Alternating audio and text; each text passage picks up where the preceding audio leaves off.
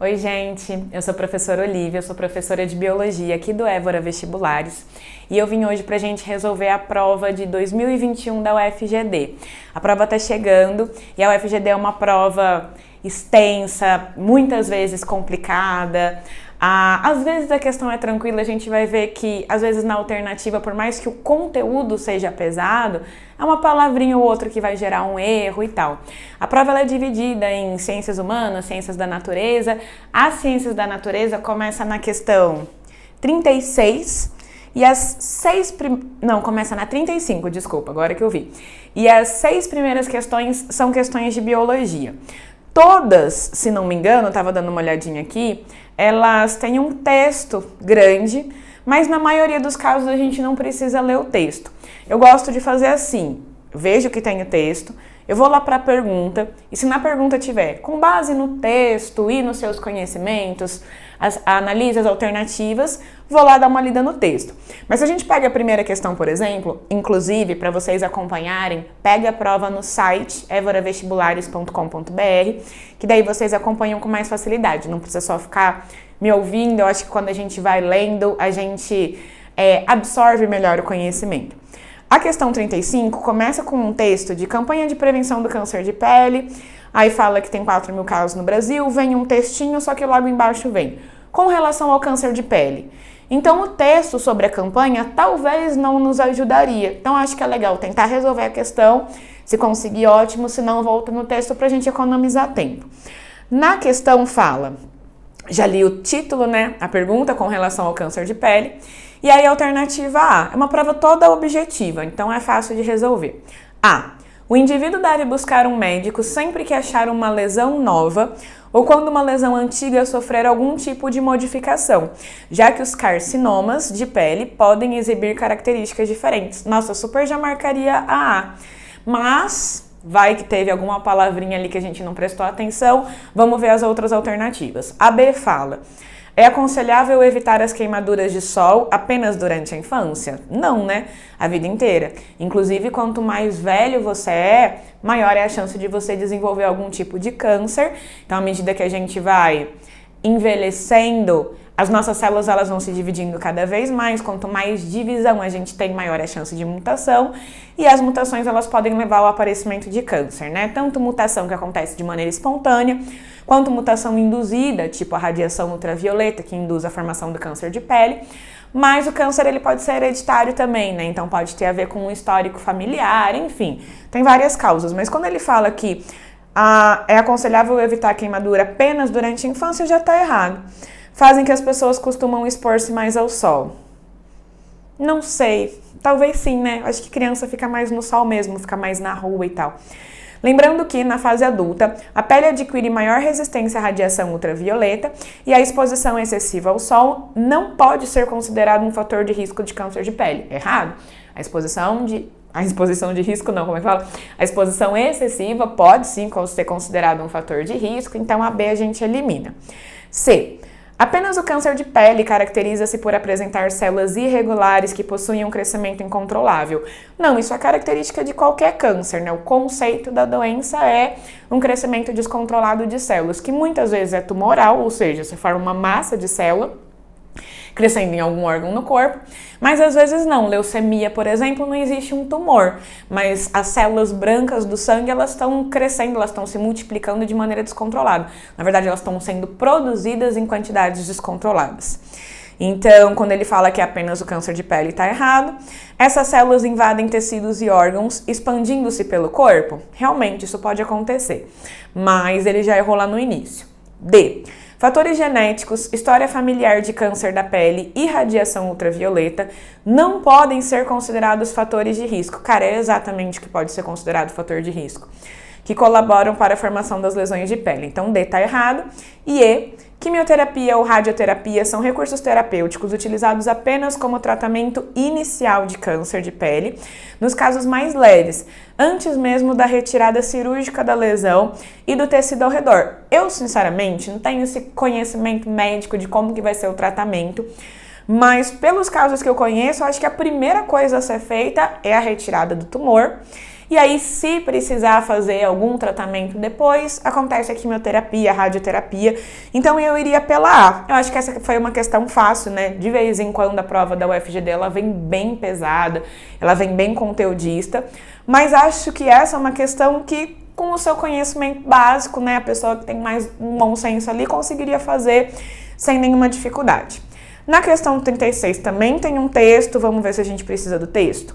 Sabemos que quanto maior o número de características estudadas, mais garantia o cientista terá para compreender a história evolutiva de um grupo, beleza? Portanto, destacam-se alguns itens que servem de base para o estudo do parentesco evolutivo entre os seres vivos. O estudo da evolução acontece por meio da análise de diversos aspectos pertinentes, tanto a formas fósseis quanto a formas atuais. Sendo assim, assinale a alternativa correta. Na A fala, estruturas similares quanto à função, mas sem relação de ancestralidade, são chamadas de homólogas. Já está errado. A gente chama de estruturas homólogas estruturas que têm a mesma origem embrionária. E quando duas estruturas de indivíduos diferentes ou de espécies diferentes têm a mesma origem, significa que eles têm algum tipo de parentesco. Vou dar um exemplo. Quando a gente pensa ali na evolução dos vertebrados, os principais grupos de vertebrados são os peixes, os anfíbios, os répteis, as aves e os mamíferos. Fora peixe, todos esses outros vertebrados são chamados de tetrápodes, porque existe uma exceção ou outra, mas de maneira geral eles têm um corpo, um esqueleto axial, né, crânio, coluna vertebral, e um esqueleto apendicular, membros superiores e membros inferiores. Todo animal tetrápode tem o seu membro inferior, eu falei inferior, mas eu tô apontando para o superior, é superior, que eu devia ter falado. Tem o seu membro superior de uma mesma origem, então sempre o brotinho que vai dar origem aos braços vem de uma mesma estrutura embrionária em todos os vertebrados chamados de tetrápodes. Só que de vez em quando esse membro superior vai virar um braço, que é o nosso caso, é o caso da maioria dos primatas, então, da maioria não, né, dos primatas em geral, então esse braço vai servir para manipular coisas, esse tipo de situação. Às vezes o membro superior vai virar uma pata, como é o caso do cavalo, do cachorro, e vai servir para locomoção. Às vezes o membro superior vira uma nadadeira, como é o caso da baleia, e aí serve para natação. Às vezes vira uma asa, como é o caso do morcego, das aves, e aí serve para voo. Por mais que as funções possam ser diferentes, existe similaridade na origem. E se existe similaridade na origem, isso significa que existe parentesco. E aí a gente chama de órgãos homólogos, órgãos que têm a mesma origem embrionária, executando ou não a mesma função. Se tiver a mesma origem embrionária, já é homólogo, beleza? Ele fala ao contrário, né? Deixa eu pegar aqui para reler. Ele fala estruturas similares quanto à função, mas sem relação de ancestralidade, ou seja, sem parentesco, é homólogo. Não. A homologia, ela necessariamente envolve essa ancestralidade comum. Eles não consideram um grau de parentesco evolutivo por não derivarem de uma condição ancestral comum exclusiva, tá? Totalmente ao contrário, né? Exatamente o oposto do que foi afirmado nessa alternativa. Na B, fala o seguinte: os vestígios descobertos depois que os seres vivos morrem ou os vestígios da existência de seres distintos ganham o nome de fósseis. Esses vestígios são normalmente comparados com seres vivos atuais, com os quais exibam semelhança. Tal comparação facilita a reconstituição de seres extintos e fornece dados para o estudo das relações de parentesco evolutivo. Eu não encontrei nenhuma informação errada, eu acho que talvez esse seja o gabarito, mas eu achei estranho, assim, não sei se vocês concordam. Os vestígios descobertos depois que os seres vivos morrem ganham o nome de fósseis? Não necessariamente, né? Se descobriu, sei lá, 3 dias depois que morreu, não vai ganhar o nome de fóssil. Precisa de um processo de fossilização que envolve, em média, 10 mil anos para ocorrer a fossilização. Mas fora isso, que eu acho que ficou subjetivo, pode ser um problema de interpretação minha, eu acho correto é saber. Vamos ler as outras, qualquer coisa a gente volta. C. Analogia é notada entre estruturas presentes em 2 ou mais grupos, quando essas procedem de uma condição primitiva presente no ancestral comum exclusivo. Ele está falando o oposto do que estava falando na A, e ele está errando mesmo o erro, né? Ele está chamando de analogia algo que a gente deveria chamar de homologia. Eu acho que eu vou fazer um esquema para ficar mais fácil. Pensei numa coisa, mas espera. Imagina um ancestral, vamos colocar aqui um mamífero ancestral.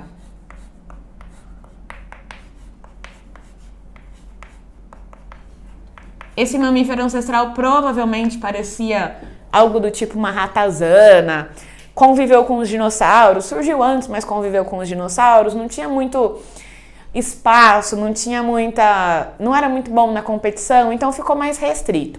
A partir do momento que os grandes dinossauros foram extintos, esse mamífero começou a ocupar vários ambientes diferentes. E se vocês lembram do básico de evolução, vocês devem se lembrar que a seleção natural, ela é a natureza, ou seja, o ambiente selecionando as características favoráveis a ele. Ou seja, a adaptação tem tudo a ver com o ambiente. Esse mamífero ancestral que começou a se espalhar, sei lá, subiu em árvore, voltou para a água, foi para uma montanha. Lá em cada um desses ambientes, um processo diferente de seleção natural e aí, consequentemente, características diferentes foram sendo selecionadas, beleza? Então, esse mamífero ancestral, ele deu origem a humanos, a morcegos,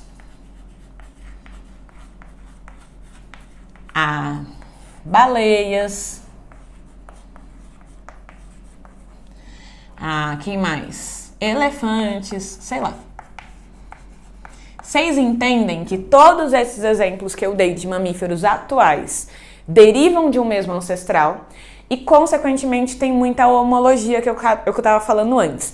Então, esse processo de um ancestral dar origem a vários descendentes diferentes, adaptados a vários ambientes diferentes, a gente chama de irradiação adaptativa ou irradiação evolutiva.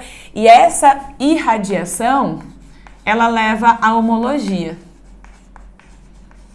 Ou seja, ela leva à formação de órgãos que têm mesma origem embrionária, mas podem ou não ter a mesma função. Homologia. Enquanto que existe um processo que é exatamente o oposto. Eu estava falando para vocês que o ambiente escolhe a característica. Então, às vezes, seres sem parentesco recente, que vivem no mesmo ambiente, por seleção natural, vão desenvolver características semelhantes. E aí parece, se a gente olha só para a forma do corpo, que eles são parentes, mas não, é o ambiente que está selecionando aquilo. Então, quando a gente pensa, por exemplo, em forma hidrodinâmica, a forma hidrodinâmica, ela é encontrada em tubarões, que são peixes, em golfinhos, que são mamíferos, em, sei lá, ictiossauros, que eram répteis, em pinguins, que são aves. Então, eles são indivíduos de grupos diferentes que apresentam características físicas semelhantes porque essas características físicas foram selecionadas pelo ambiente. Esse processo de organismos diferentes terem características... Deixa eu colocar a seta ao contrário, né? E daí eu acho que dá mais clareza de que um processo é oposto do outro. Esses indivíduos de origens diferentes, essa situação, aliás, de que indivíduos de origens diferentes têm o mesmo formato, como adaptação ao mesmo ambiente, a gente chama de convergência evolutiva ou convergência adaptativa. E essa convergência, ela leva à analogia. O que são órgãos análogos? São órgãos que têm a mesma função, ou seja, todos esses animais têm nadadeiras, mas origens diferentes. A nadadeira do pinguim, do golfinho ou do ictiosauro, como eles são tetrápodes, vem do membro superior. Mas a nadadeira do tubarão, que não é um tetrápode, não deriva dessa mesma estrutura, então, consequentemente, a gente está falando de analogia. Acho que talvez ficou mais claro aqui, porque eu estava só falando e talvez isso fique confuso. Nem lembro em qual que eu estava na C, né? Analogia notada entre estruturas presentes em dois ou mais grupos quando precedem de uma condição primitiva presente no ancestral. Então, por exemplo, eles têm nadadeira porque o ancestral de todos eles tinha nadadeira? Não, o ancestral recente de golfinhos, de pinguins, não tinha nadadeira. Eles desenvolveram nadadeira como adaptação ao ambiente aquático. Essas estruturas análogas podem ter formas e funções semelhantes ou diferentes. Não. Estruturas análogas têm a mesma função, origem diferente. D. Em determinados animais, alguns órgãos são bem desenvolvidos e funcionais, e em outros, os mesmos órgãos são reduzidos e não têm função ou têm função mínima. Tipo apêndice, né? Não sei se vai falar disso. Não. Os nossos ancestrais, eles eram herbívoros e o apêndice ele é muito desenvolvido em animais herbívoros, abriga uma série de bactérias da flora intestinal que ajuda na digestão de celulose, por exemplo, e a gente não precisa mais disso. Então, o nosso apêndice ele é reduzido, ele é vestigial, ele tem função biológica, mas não tem a mesma função que tinha antes. Aí, peraí que eu dei uma perdida. São chamados de órgãos vestigiais. Beleza. Li errado. O órgão é reduzido ou não tem função, são os chamados órgãos vestigiais, que indicam relação de ancestralidade entre os dois grupos considerados. Beleza. Porém, não possuem importância para o estudo da evolução do reino animal. Pelo contrário, se você tem um órgão vestigial, significa que o seu ancestral tinha aquilo desenvolvido e saber quem é ancestral de quem é super relevante para o estudo da evolução do animal. Então a gente exclui a D por causa da última frase só, o resto estava tudo certo. E na E, com o desenvolvimento das técnicas de engenharia genética e bioquímica, é possível confrontar moléculas de organismos diferentes e identificar padrões de semelhanças e diferenças entre elas. Ótimo! Inclusive, isso fez com que a gente compreendesse muito melhor os processos evolutivos depois do avanço dessas tecnologias. Isso significa que diferenças na sequência de aminoácido de uma proteína não estão relacionadas a diferenças genéticas, pelo contrário. O nosso DNA, ele determina qual vai ser a sequência de aminoácidos na nossa proteína. Se existe uma sequência diferente de aminoácidos, significa necessariamente que existe diferença no DNA. Então, existe diferença genética, ele errou nessa frase aí. Porém, a análise de genes não permite detectar o grau de semelhança entre indivíduos. Pelo contrário, indivíduos que têm genética semelhante têm maior parentesco do que indivíduos com genética diferente, mesmo que os indivíduos com genética diferente sejam fisicamente mais parecidos entre si. Não sei se eu falei de um jeito confuso, vou dar um exemplo. Eu tenho um irmão, que ele é meu irmão mesmo, de pai e de mãe, e ele é muito diferente de mim. Ele é bem alto, ele é mais fortinho, ele tem a barba ruiva, sabe? Ele é muito diferente. Coloca eu do meu lado, ninguém vai falar assim. Ninguém não, né? Mas é difícil alguém chegar e perguntar, vocês são irmãos? Acho que a gente é amigo e tal.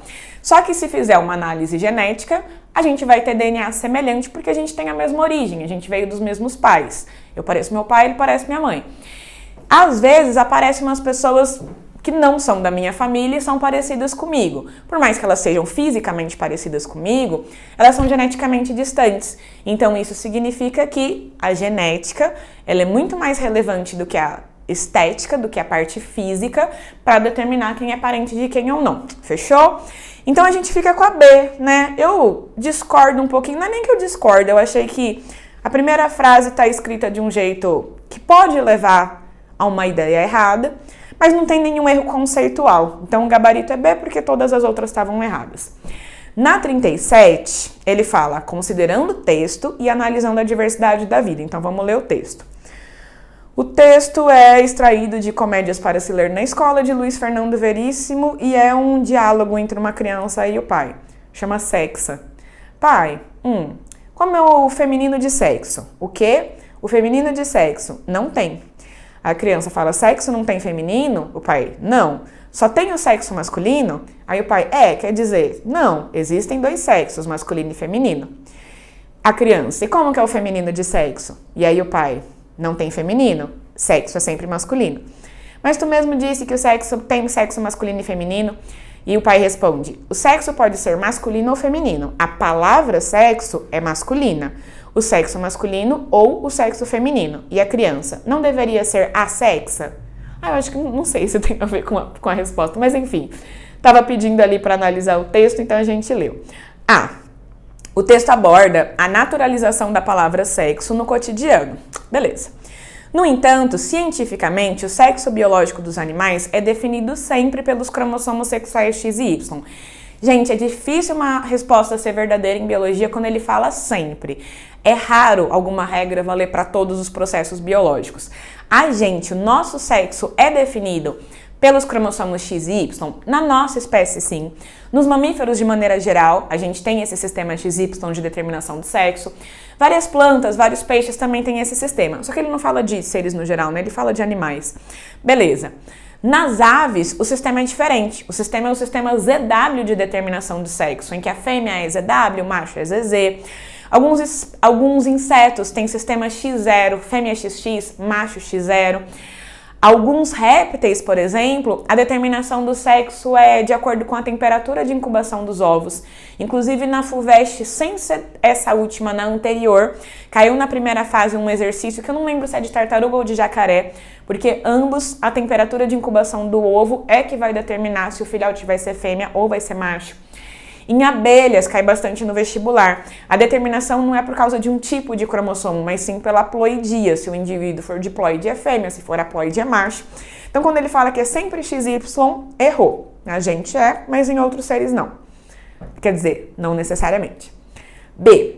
Há animais que não dependem de uma diferenciação cromossômica para a formação de machos e fêmeas, mas das condições ambientais. Ótimo, acabei de falar, por exemplo, que tartarugas e crocodilianos dependem de temperatura de incubação de ovo para a determinação do sexo da prole.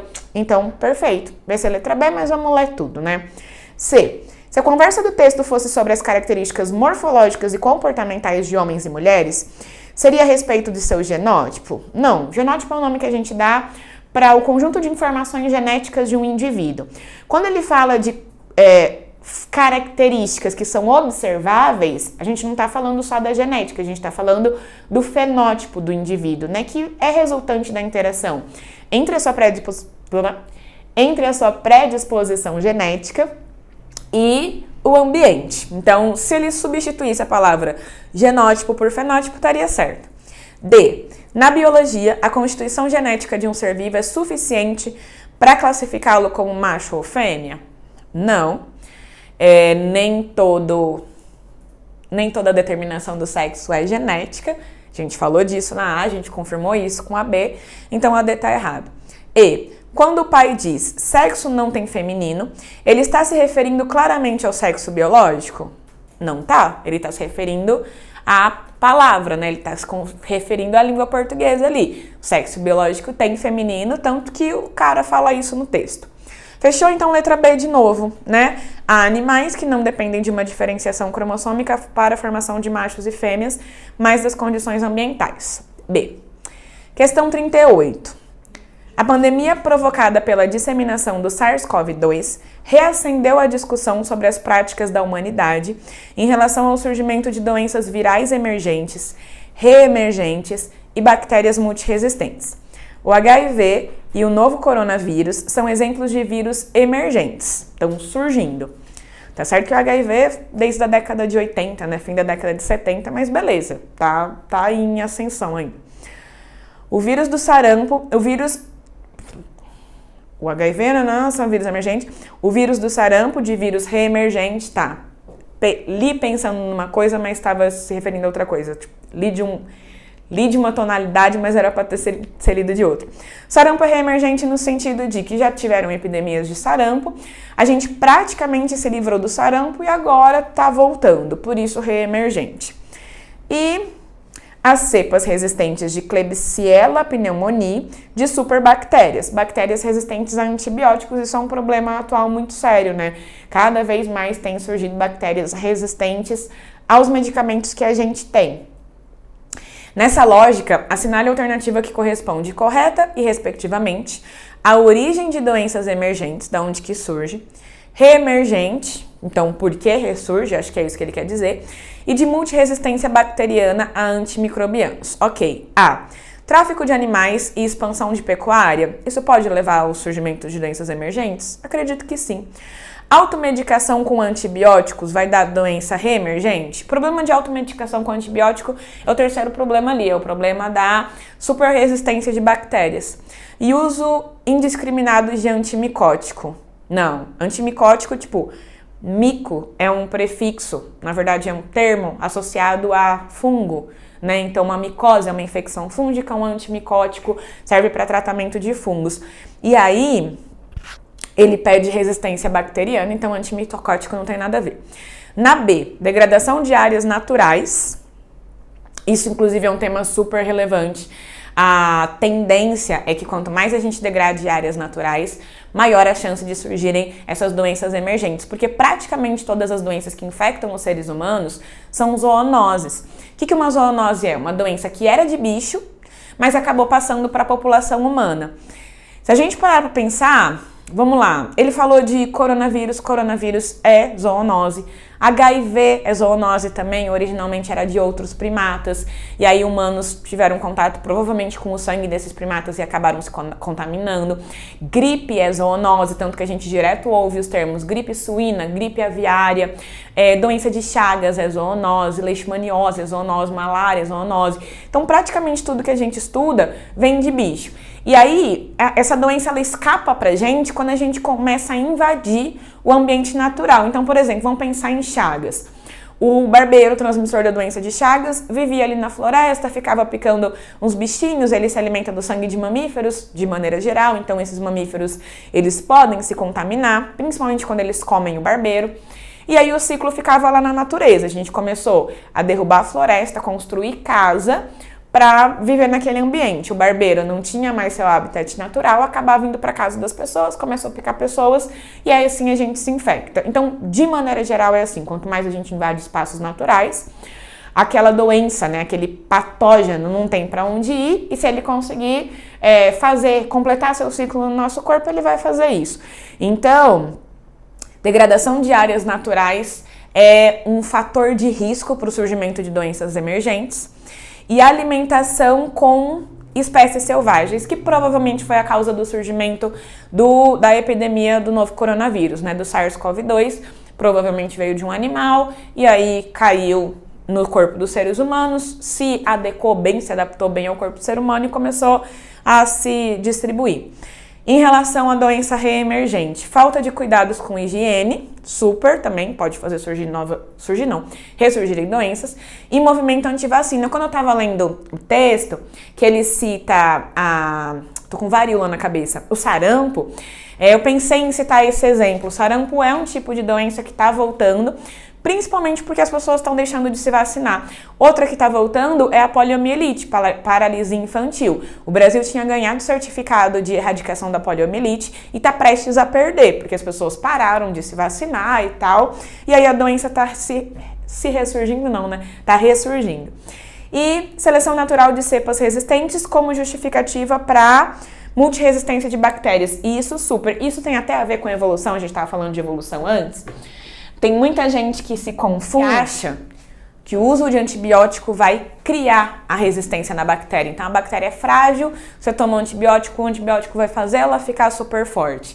E, na verdade, é um processo de seleção, muito parecido com o que acontece na natureza, na seleção natural. Populações de uma mesma espécie têm variabilidade. Então, se a gente olhar para uma população de qualquer espécie que seja, existem indivíduos maiores, indivíduos menores, indivíduos mais ágeis, os mais lentos, os mais camuflados, os que aparecem mais. Então, existe essa variação individual. E essa variação é resultado de reprodução sexuada, recombinação gênica, mutação.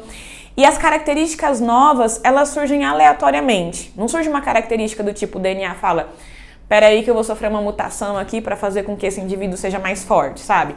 As características novas, elas surgem aleatoriamente. Se elas conferirem algum tipo de vantagem, elas vão ser selecionadas.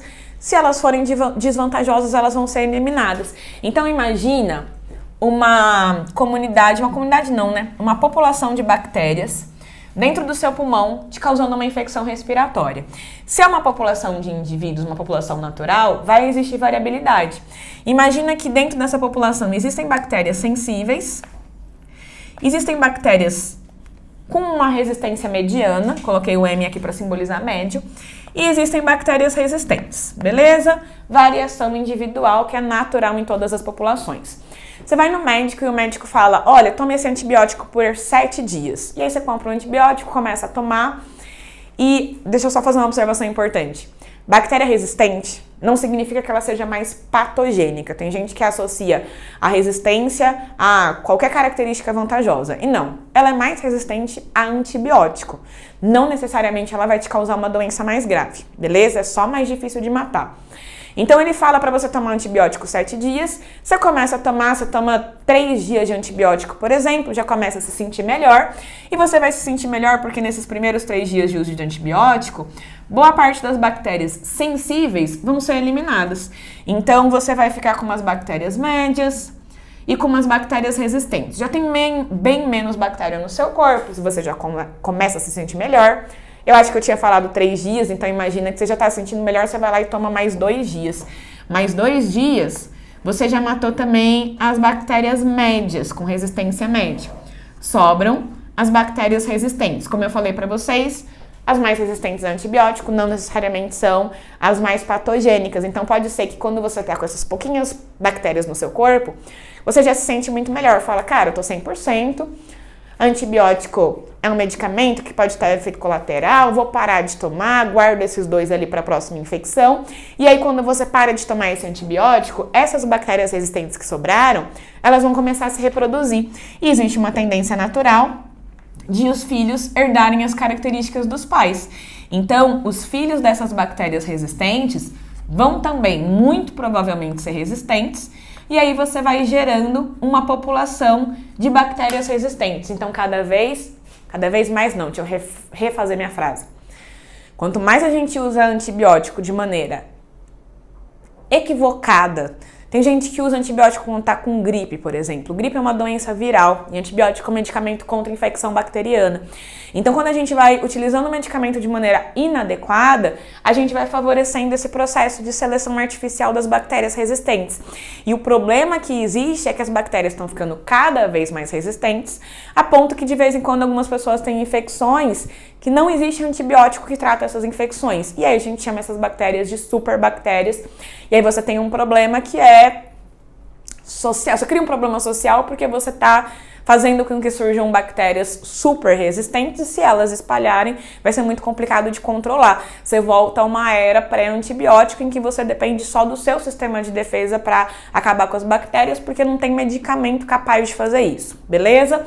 Então vai ser eu acho que era B, né? Acho que era a segunda que a gente estava lendo. Peraí, pedi o código. Era a segunda que a gente estava lendo e é essa mesmo, né? Depois ele fala, expansão agrícola com degradação ambiental, beleza, dá para surgir doença emergente. Uso de espécies selvagens para alimentação humana, isso faz surgir doença emergente e não reemergente, então a C já errou. D, movimento anti-vacina, não tem vacina ainda para doença que tá, sei lá, doença vai surgir, não vai existir vacina, então movimento anti-vacina não evita o surgimento de doença emergente. Então, elimina a D. E E, má nutrição da população. Não necessariamente, né? Lógico que uma população malnutrida, ela vai ser mais fraca, vai ser mais susceptível às doenças, mas eu não marcaria isso como uma das principais causas de surgimento de doença emergente. Aumento da taxa de mutação viral, provocada pelo uso de agrotóxico, também não marcaria. Baixa imunidade da população carcerária como fator de surgimento de bactéria resistente, eu também não marcaria. Então ficou B mesmo, né? Deixa eu só conferir. Degradação de áreas naturais e alimentação de espécies selvagens. Falta de cuidado com higiene e movimento antivacina. Beleza? Seleção natural de cepas resistentes. Fechou. Então a gente fez a 38, resposta B. Vamos para 39, penúltima questão já. O uso indiscriminado de agrotóxicos tem sido discutido desde a década de 60.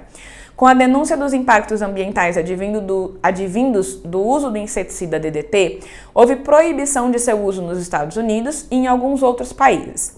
Essa proibição proporcionou um levante ambiental em nível internacional, incentivando o lançamento de movimentos ambientalistas que revolucionaram as leis ambientais por todo o planeta. Beleza? Mesmo porque o agrotóxico ele é prejudicial ao ambiente, então por isso que ambientalistas estão envolvidos ali no combate, mas também é muito prejudicial para a saúde humana, né? Nem todos, mas é muito difícil que pesquisas sejam feitas de maneira mais aprofundada e também não são feitas pesquisas em relação a, tipo, quando você consome vários tipos de alimento e cada um tem um tipo de, eu tô com antibiótico na cabeça, de agrotóxico, como que a interação entre esses agrotóxicos vai atuar no corpo. Então tem muita lacuna ainda para a gente compreender os riscos aos quais a população se submete com a liberação desses agrotóxicos. Considerando essa temática e o seu conhecimento sobre teias ecológicas, qual alternativa indica corretamente o desequilíbrio ambiental provocado pelo uso de inseticidas na monocultura? Tá, ele entrou com ecologia ali, e aí vamos pensar em uma coisa, eu vou pensar em alguma teia alimentar. Pensar numa teia, não sei se vai Não sei como é que ele vai cobrar, mas ele falou de maneira genérica, então acho que se a gente pensar, por exemplo, em um vegetal, uma gramínea, aí a grama ela serve de alimento para o gafanhoto. O gafanhoto vai servir de alimento para o sapo, que serve de alimento para serpente, que serve de alimento para águia, sei lá, vamos pensar em alguma coisa assim. Eu falei teia e eu escrevi uma cadeia, né? Então, uma sequência linear de indivíduos que usam cada um usa o outro como fonte de alimento, é uma cadeia alimentar. Quando a gente tem várias cadeias entrelaçadas, a gente tem uma teia alimentar. Mas vamos lá. O uso de inseticidas permite maior produção agrícola? Sim, porque se você mata o inseto que vai comer a planta, a produção fica maior, realmente. Você evita gastos, evita perdas, então economicamente é vantajoso de fato.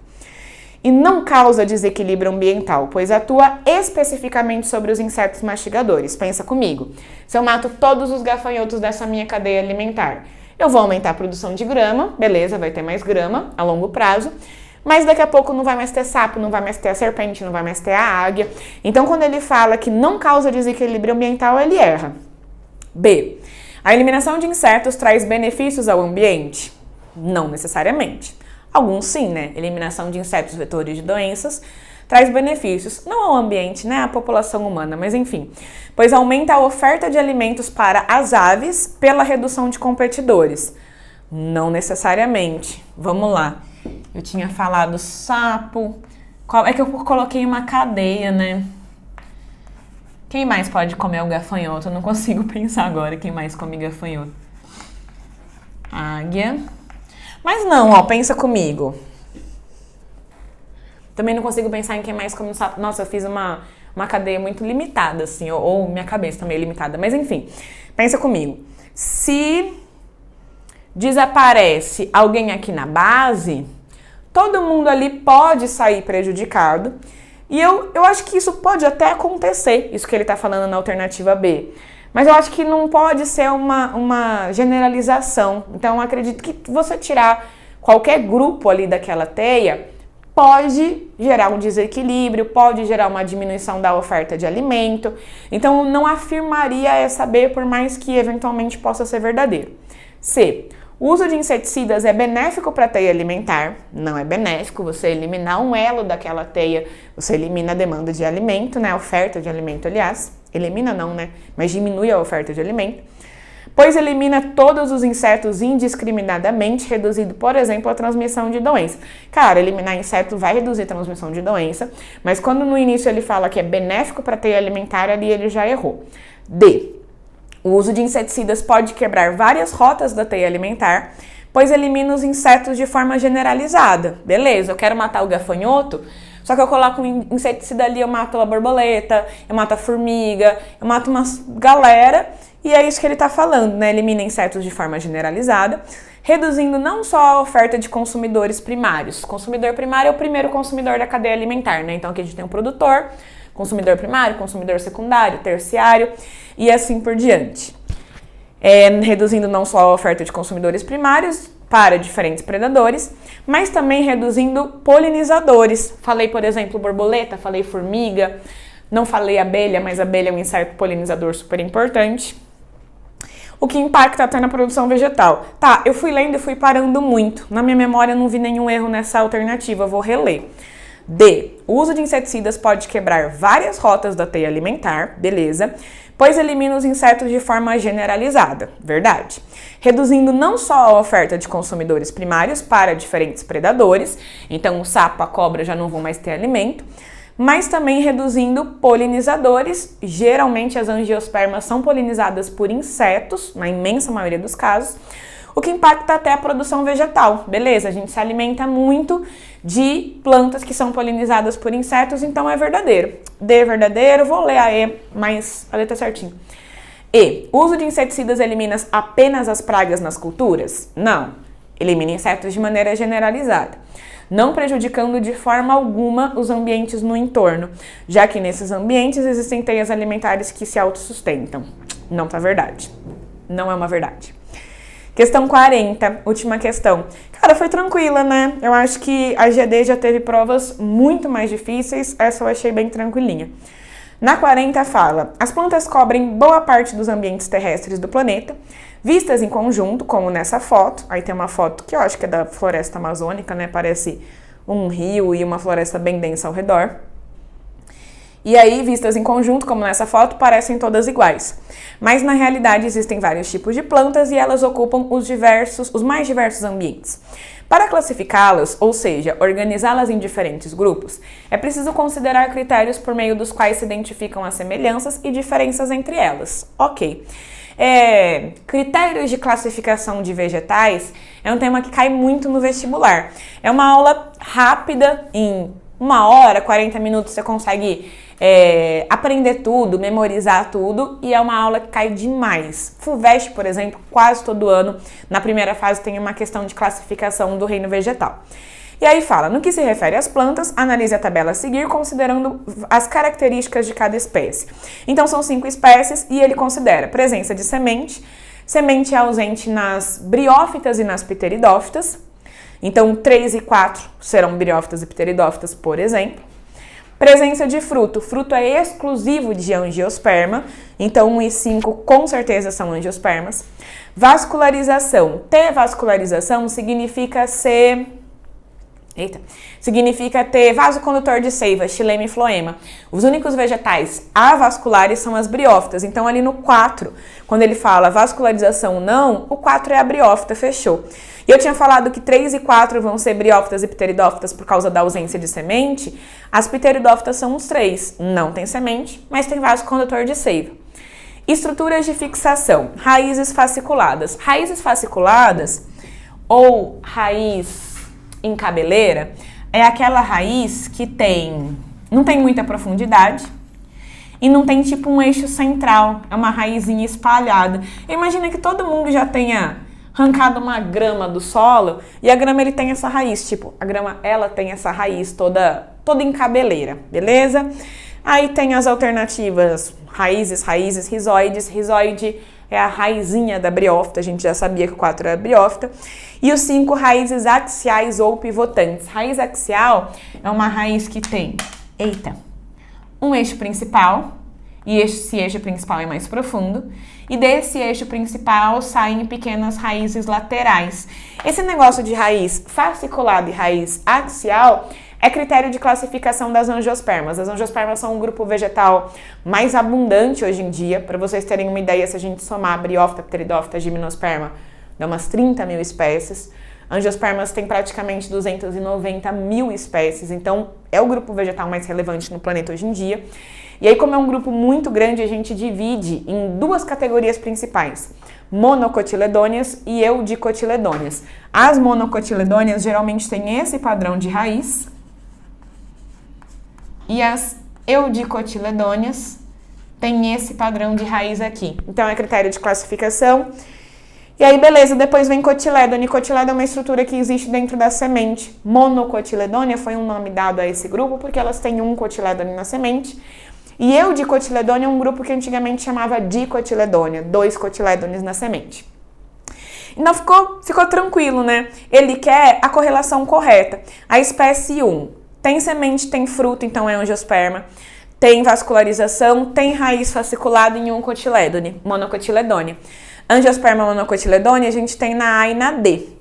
A espécie 2 tem semente, não tem fruto, tem vascularização, tem raiz com cotilédone múltiplo. Isso é característico de gimnosperma. Então 2, gimnosperma já é a A, o gabarito. Mas vamos só conferir se o resto está tudo certo. 3, não tem semente, não tem fruto, tem vascularização, pteridófita. 4, não tem semente, não tem fruto, não tem vascularização, briófita. E 5, tem semente, tem fruto, tem vascularização, tem raiz axial e cotilédone duplo, angiosperma dicotiledônea. Ele chamou aqui de dicotiledônea, eu escrevi dicotiledônea, não é exatamente sinônimo, mas na prática para o vestibular eles usam como sendo sinônimo. Então ficou a alternativa A, né? Ficou a alternativa A e a gente fechou. Questão 41 já é uma questão de química, eu acho. Então a gente concluiu. Espero que tenha ficado claro para vocês. Até a próxima revisão. Um beijo!